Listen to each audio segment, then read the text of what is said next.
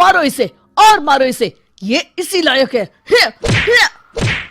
अरे मारो यार। सरपंच जी, कालिया को चोरी करते हुए हम सब ने रंगे हाथ पकड़ा है। अब इसे गांव से बाहर निकाल देने में ही हम सबकी भलाई है।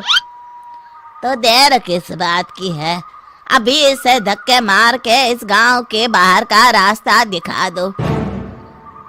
अरे सरपंच ऐसा मत करिए, मुझे एक मौका और दीजिए, मैं दोबारा कभी चोरी नहीं करूंगा। लेकिन गांव वाले उसकी एक नहीं सुनते और उसे मार मार के गांव की सीमा के बाहर निकाल देते हैं। मेरी कमर दर्द के मारे मेरी जान निकली जा रही है। कमबख्तों ने जम के धुलाई की है मेरी। अरे भगवान करे इनके गांव में भूचाल आ जाए, धरती फट जाए और सब गांव वाले उसमें समा जाए। चलते चलते कालिया जंगल में पहुंच जाता है। उसे वहां एक प्रयोगशाला दिखाई देती है। अरे इस जंगल में ये अजीब सा दिखने वाला घर किसने बनाया है, चल कर देखना पड़ेगा। कालिया प्रयोगशाला के पास चला जाता है। दो वैज्ञानिक प्रयोगशाला में बातें कर रहे होते हैं। बधाई हो डॉक्टर चमन, आखिरकार हम दोनों ने मिलकर एक ऐसी घड़ी का आविष्कार कर लिया है जिसे पहनकर कोई भी इंसान गायब हो सकता है। हाँ, तुमने बिल्कुल सही कहा डॉक्टर जर्माटो। अब कल सुबह ही हम इस जंगल से निकल जाएंगे, लेकिन उससे पहले आज रात के खाने का बंदोबस्त करते हैं। हाँ, मुझे तो बड़ी जोरों से भूख लगी है, चलो चलते हैं। दोनों वैज्ञानिक वहां से चले जाते हैं। उनके जाते ही कालिया प्रयोगशाला में दाखिल होता है। अच्छा, तो ये बात है।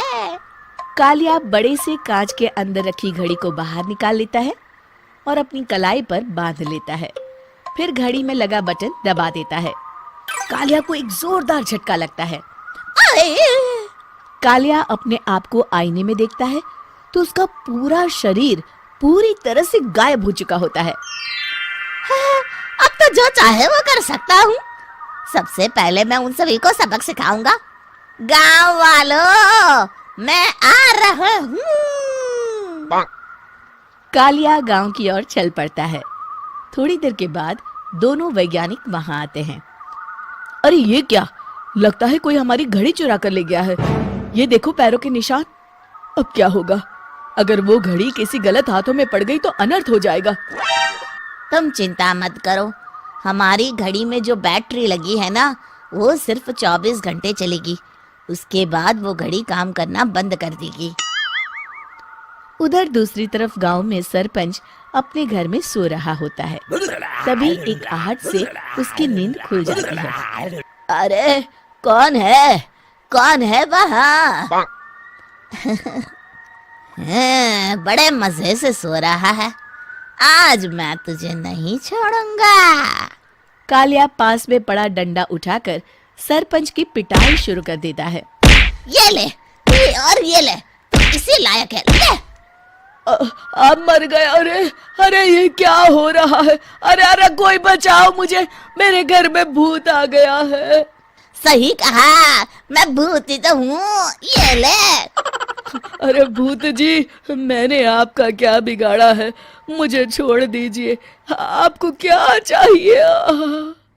तेरे घर में जितना भी पैसा है ना, मुझे ला कर दे दे, तब मैं तुझे छोड़ दूंगा और यहाँ से चला जाऊंगा।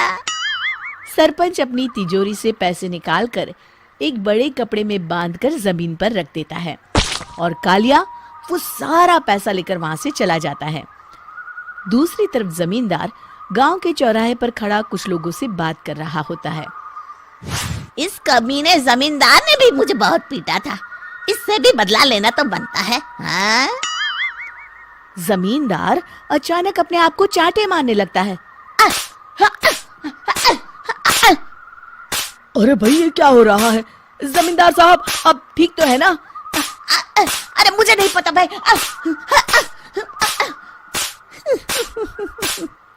अरे मर गए रे, ये तो पक्का किसी भूत प्रेत का काम है। जमींदार के अंदर कोई भूत आ गया है। इससे पहले कि ये हमारे अंदर आ जाए, मनोहर भाई अपनी जान बचानी है तो भागो यहाँ से। ये क्या? अरे बाप रे बाप, मुझे तो भूतों से बड़ा डर लगता है। मैं तो चला यहाँ से। अगली सुबह इस घटना से पूरे गांव में दहशत फैल जाती है। सभी गांव वाले आपस में बात करने लगते हैं। अरे भाई, पता नहीं कहाँ से हमारे गांव में एक भूत आ गया है। उसने कल रात को सरपंच और जमींदार की खूब पिटाई की और उनके सारे पैसे भी लेकर चला गया। हाँ भाई हाँ, ये भूत तो मुझे बड़ा अजीब लगता है। मेरी समझ में नहीं आता कि भूत उन पैसों का करेगा क्या। अरे तेल में पकोड़े बना के तलेगा बेवकूफ। इस बात की चिंता करके कहीं वो भूत हमारे घर में ना आ जाए। तुम बिल्कुल सही कह रहे हो आर्या, मैं भी इसी बात से घबरा रहा हूँ। अच्छा, अब मैं अपने घर जा रहा हूँ। तुम सब भी अपने अपने घर चले जाओ। उस भूत का कोई भरोसा नहीं है। हाँ। तीनों वहां से चले जाते हैं। दूसरी तरफ कालिया सारे पैसों को एक खंडर में छुपा देता है। इतने सारे रुपए तो मैंने अपनी पूरी जिंदगी में एक साथ कभी नहीं देखे। इस तरह कुछ दिनों में मैं अमीर बन जाऊंगा। आज मैं उस मोटे बब्बन को अपना शिकार बनाऊंगा।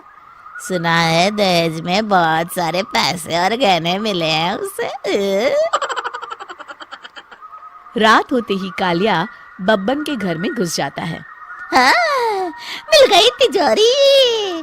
अब जल्दी से इसे खोलकर सारे पैसे निकाल लेता हूँ। अरे खुल जा खुल जा। खुल गई। कालिया पैसे थैले में भर ही रहा था कि तभी बब्बन उसके बगल में आकर खड़ा हो जाता है। भाई क्या कर रहा है? हाँ? अरे हट। अरे तेरी इतनी हिम्मत, मैं तेरे सामने खड़ा हूँ और तू फिर भी मेरी तिजोरी से पैसे चुरा रहा है। अरे मैं तो गायब हूँ, तू मुझे कैसे देख रहा है? कालिया अपनी घड़ी को देखता है। अरे इसे क्या हो गया है? हाय, लगता है बैटरी खत्म हो गई। अच्छा, तो आज मैं तेरी बैटरी अच्छे से चार्ज कर देता हूँ।